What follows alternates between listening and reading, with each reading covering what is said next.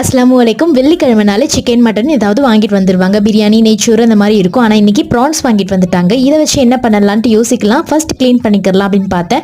ரொம்ப சூப்பராக நல்லாவே க்ளீன் பண்ணி கொடுத்துட்டாங்க. ஜஸ்ட் வாஷ் பண்ணிவிட்டு அந்த பிளாக் மட்டும் ரிமூவ் பண்ணாலே வந்து போதும். இன்றைக்கி லஞ்சுக்கு நெய்ச்சோறு அப்படின்னு பிளான் பண்ணியாச்சு. ஸோ அதுக்கு காம்பினேஷனாக யூஸ்வலாக பண்ணுற மாதிரி ப்ரான்ஸ் வச்சு மிட்டாசாலாம் வந்து ரெடி பண்ணிக்கலாம். இதோட ரெசிபி நிறைய டைம் நம்ம சேனலில் இருக்குது. கொஞ்சமாக ப்ரான் 65 மசாலா போட்டு மேரினேஷன் பண்ணி ஜஸ்ட் 15 மினிட்ஸ் மேலே தான் வச்சு எடுத்திருந்தேன்.